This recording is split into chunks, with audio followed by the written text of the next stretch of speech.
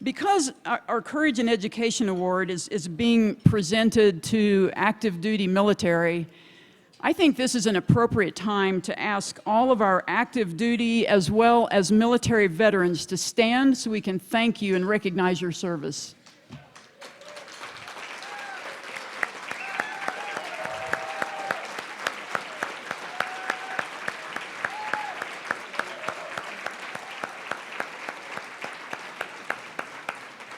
Wonderful, thank you.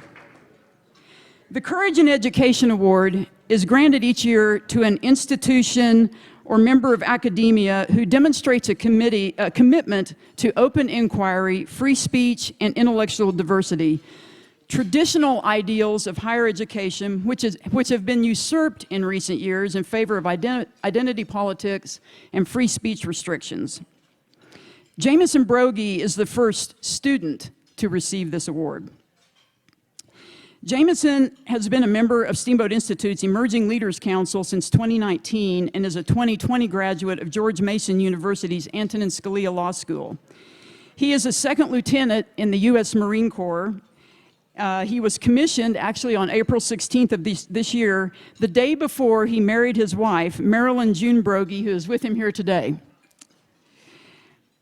For the past 8 years, Jameson, who graduated from the University of South Carolina in 2014, has worked relentlessly to encourage South Carolina's public colleges to comply with the state law requiring them to teach students the U.S. Constitution and other founding documents.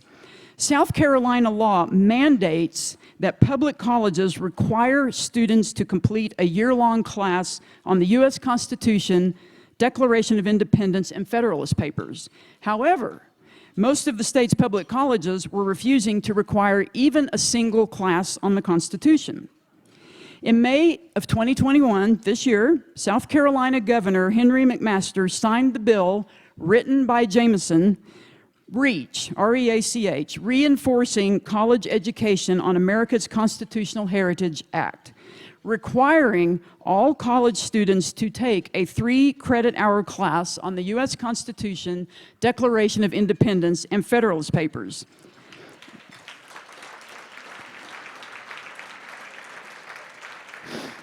As Jameson wrote in an email to Steamboat Institute, "I wrote this bill and it took me 8 years to get it done."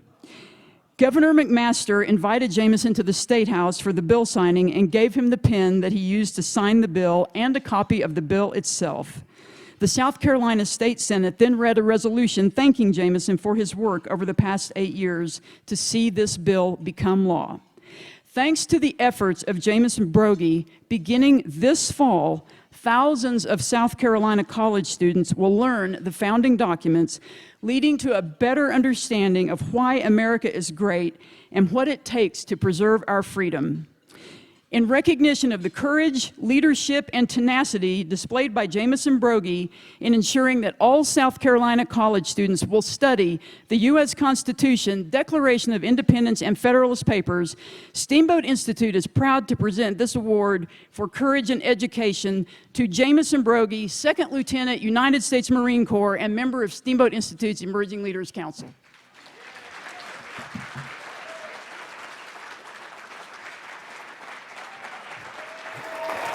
Thank you very much, Jennifer. Very, very honored. Well, thank you. I'm very honored.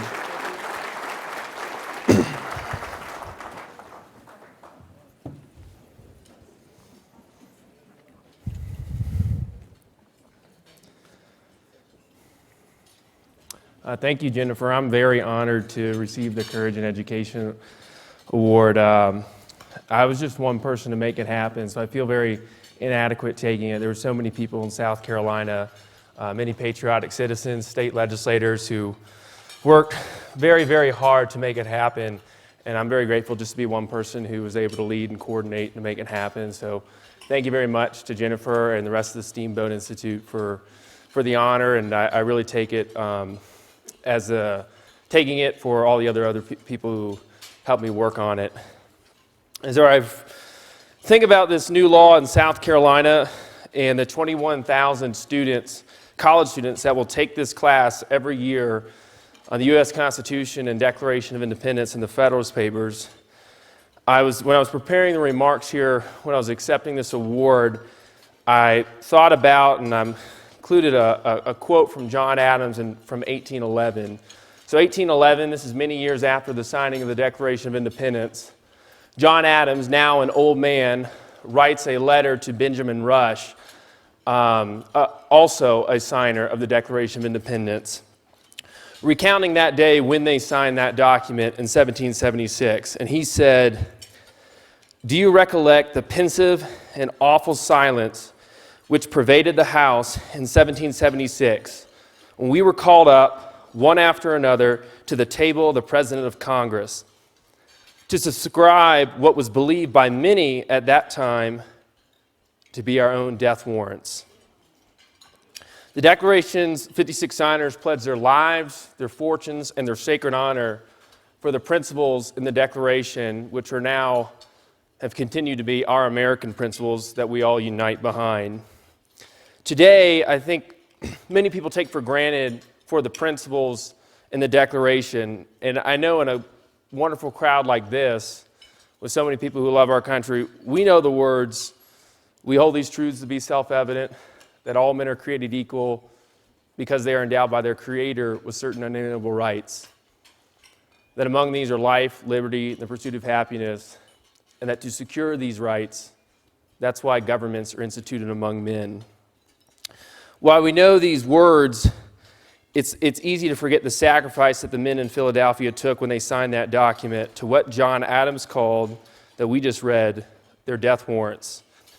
Of the 56 signers, 12 fought in battles of the Revolution, 17 lost property from British raids, and 5 lost their fortunes to fund the Continental Army and state militias. From my state of South Carolina alone, three of South Carolina's 4 signers were captured and imprisoned by the British during the siege of Charleston. So let's fast forward to 2019. In 2019, Clemson University's vice president and provost, Robert Jones, emails Clemson's taxpayer-funded lobbyists to kill the state requirement that college students be required to take a class on the Declaration of Independence and the Constitution. So let me provide the context for this. For nearly 100 years in South Carolina, state law mandated that public colleges in South Carolina require students to complete a class on the U.S. Constitution, the Declaration of Independence, and the Federalist Papers. But in 2014, several public colleges, led by Clemson University and the University of South Carolina, chose to break the law and no longer require the class.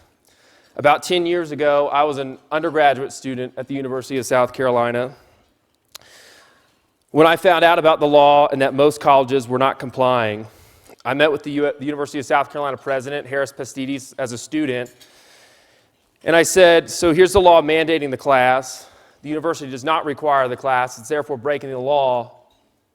It needs to start requiring the class to comply with state law." And I was told by him that the law was old, it's no longer relevant, and that it's the faculty's decision, not state law, that determines which classes that students should take. I'll note as a side note, the University of South Carolina was created by state law.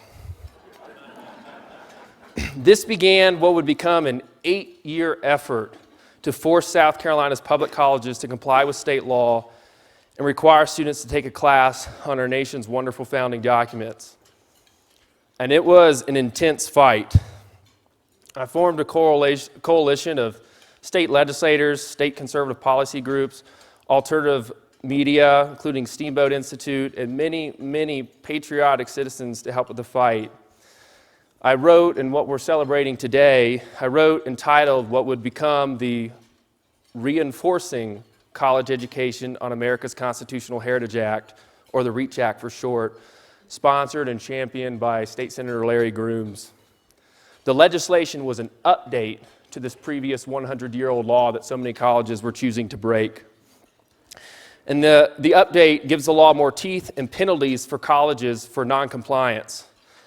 Its passage did not come without a fight at the committee meetings in the legislature. Clemson University and the University of South Carolina's taxpayer-funded lobbyists, or as their titles are usually Director of Government Relations, would testify under oath at committee meetings at the state's legislature that this bill was a bad idea, how it hindered academic freedom because the state was going to tell a state university what to do, and how they did not have the funds to require a class on the Constitution.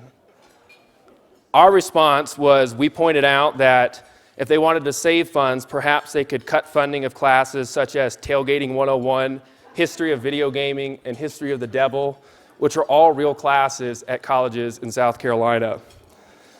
In the end, after 8 years of work, the taxpayer-funded colleges lobbyists lost, and South Carolina citizens won. That's worth clapping for.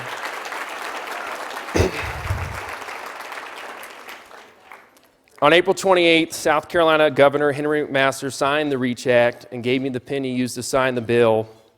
The law provides for the removal of any college president for not requiring a class on the Constitution. All of South Carolina colleges have now moved to comply.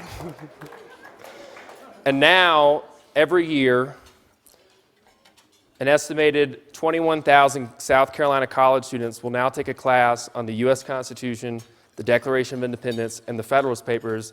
And I put in the bill that this requires reading the documents in their entirety. Of a state of 5 billion people, in 25 years, 10% of South Carolina citizens will have taken this class. I hope this makes a small but noticeable difference. In 1776, 56 men pledged their lives, their fortunes, and their sacred honor for these principles. Clemson University and the University of South Carolina tried to kill the requirement that students study these documents. But South Carolina patriots worked together and won and made a difference for their country. I hope that other states will adopt similar laws, if some already have, to preserve our freedom that has to be passed to each generation so that we can indeed keep, as Benjamin Franklin said after signing the Constitution in 1787, a republic, madam, if you can keep it. Thank you very much. I'm very honored to be here today.